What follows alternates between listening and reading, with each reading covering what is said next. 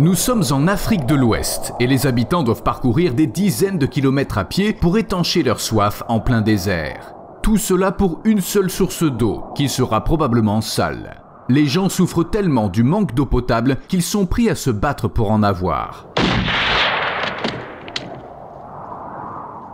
Alors que les humains peuvent encore conclure des accords au milieu de cette guerre pour les ressources, les animaux prennent juste ce qu'ils veulent. Peu importe ce qu'il faut faire et quel en sera le prix. L'essentiel, c'est d'atteindre l'objectif.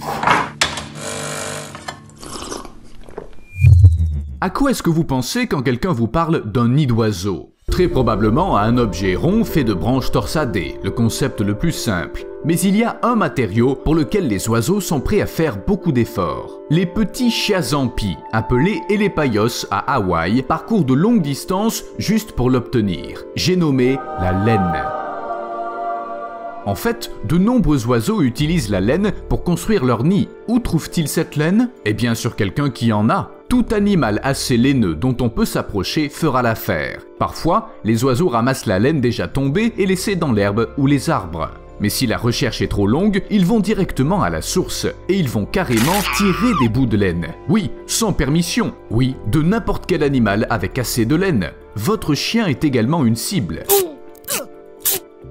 Il faut admettre que les oiseaux ne sont pas le genre de créatures que l'on considère comme, vous voyez, menaçants. Mais ils agissent ainsi. Attendez une seconde, pourquoi choisissent-ils la laine? Il existe une grande variété de matériaux dans le monde qui peuvent sembler bizarres pour construire un nid. Pourquoi ne pas aller plus loin et commencer à, je sais pas, prendre de l'asphalte? Bon, si l'asphalte avait les mêmes propriétés que la laine, je pense que les oiseaux l'utiliseraient aussi. La fibre de laine animale est excellente pour les nids car elle est solide et n'absorbe pas l'eau. L'oiseau peut s'estimer très chanceux s'il parvient à obtenir de la laine de mouton. Non seulement elle ne devient pas humide, mais elle ne moisit pas et a un effet équilibrant sur l'humidité et la température. Vous pensez qu'elle n'est toujours pas assez cool pour justifier qu'on la retire à ceux qui en portent? Entre autres choses, elle fonctionne comme un filtre qui empêche la saleté d'entrer. Un nid qui comporte de la laine commence à ressembler à l'appartement le plus confortable du monde. Une climatisation parfaite, un purificateur d'air intégré et une vue magnifique bien sûr. Comme un appartement terrasse. Pas étonnant que certains oiseaux soient prêts à voler de partout pour trouver de la laine. Après tout, tous les parents veulent ce qu'il y a de mieux pour leurs enfants. Même si c'est d'abord que des œufs. Peut-être que c'est comme ça que les chats sans poils sont apparus. Certains oiseaux sont allés un peu trop loin. Qu'en est-il des animaux qui se font plumer leur laine? Bien sûr, personne ne leur demande leur avis, mais ils ne peuvent pas ignorer le fait que leur laine est volée. Essayez de tirer discrètement l'un de vos amis par les cheveux. À mon avis, il aura quelque chose à dire. Ça va pas, Hermione. Peut-être que si les moutons avaient de longues queues comme les chevaux ou les vaches, ils pourraient les agiter pour faire fuir les oiseaux, mais ils n'ont pas besoin de ça. Les oiseaux savent exactement ce qu'ils font. Ils arrachent soigneusement la laine qui tombera de toute façon au bout d'un certain temps. Une procédure totalement indolore. Franchement, les moutons sur certaines photos ont même l'air heureux. Peut-être que pour eux, c'est comme un massage combiné à une coiffure. Alors que certains oiseaux agissent avec prudence, n'emportant que l'excédent de laine, d'autres ne sont que des corbeaux qui ne connaissent aucune compassion. On trouve des mentions de la confrontation entre les oiseaux de proie et les moutons, même dans les fables d'Ésope, qui datent d'ailleurs d'environ 6 siècles avant Jésus-Christ. Déjà à l'époque, les corbeaux avaient compris que les agneaux étaient savoureux et nourrissants, et qu'en plus, ils n'étaient pas si difficiles à attraper. Parfois, ils ne mangent que les yeux et la langue de leurs victimes. Parfois, ils emportent l'agneau entier. Et parfois, ils se nourrissent de charognes. Et vous savez quoi? Tout cela n'empêche pas les corvidés d'arracher la laine des moutons pour faire leur nid, et de le faire aussi soigneusement que le reste des oiseaux. On peut dire que pour les corbeaux, tout est bon dans le mouton. Ils leur donnent de tout, sauf peut-être de l'engrais. Pauvres moutons. Ils ne se doutent probablement de rien. Imaginez, il y a juste une minute, l'oiseau vous offrait une coupe de cheveux gratuite, et puis d'un coup...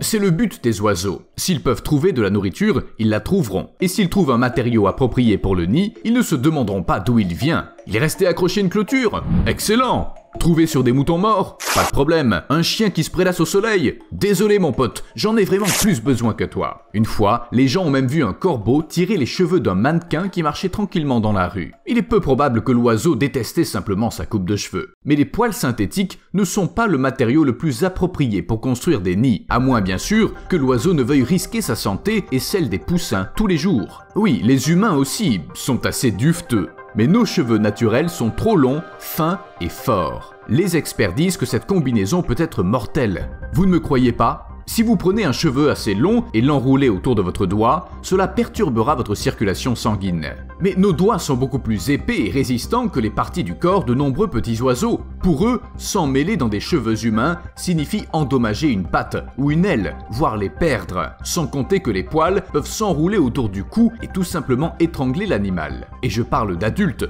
les poussins sont 10 fois plus vulnérables. Et vous savez quoi? Le fait que les cheveux humains soient si différents de la laine me semble bizarre. Parce que on est censé tous être des animaux, non? Mais il n'y a que nos cheveux qui sont devenus si forts qu'ils ressemblent à du fil de pêche pour l'oiseau. Il s'avère que les scientifiques s'intéressent depuis longtemps à ce phénomène. Certains chercheurs estiment qu'en termes de rapport poids-résistance, les cheveux peuvent être comparés au Kevlar, le matériau utilisé pour fabriquer les gilets pare-balles. La nature a créé des matériaux composites bien avant que les humains n'aient appris à penser à ces choses.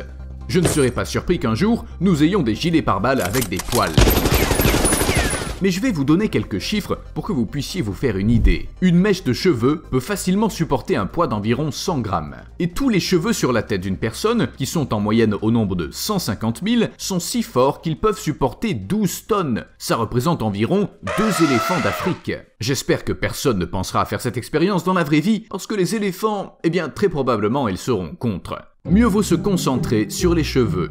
Alors que les oiseaux risquent leur vie au contact des cheveux, les singes ont appris à utiliser les cheveux humains à leur propre fin. Je ne serais pas surpris s'il s'avérait que les animaux ont commencé à tisser des cordes avec, mais pour l'instant, ils s'en servent comme de fils dentaires. Et oui, les singes utilisent des cheveux humains pour nettoyer l'espace entre leurs dents. En plus, ils apprennent à leur progéniture à le faire et peuvent facilement arracher les cheveux des touristes. Et ils feraient comment sinon? Les singes n'ont pas encore inventé le métier de dentiste, mais qui sait, peut-être que c'est en cours. Au contraire, les babouins s'attaquent déjà aux maisons des humains au Cap. Personne ne bouge et tout se passera bien! Tout a commencé avec les touristes qui nourrissaient les animaux, et ces derniers ont rapidement compris que l'humain était synonyme de nourriture. Les babouins ont commencé à attaquer les restaurants, les maisons, ou même les simples passants s'ils avaient quelque chose de comestible dans les mains. Et le problème n'est pas encore résolu. Les troupes de babouins ont même leur propre chef, des mâles alpha, qui commandent l'offensive et décident qui attaquer. Je résume, on échange toute la nourriture de la ville contre cette pierre.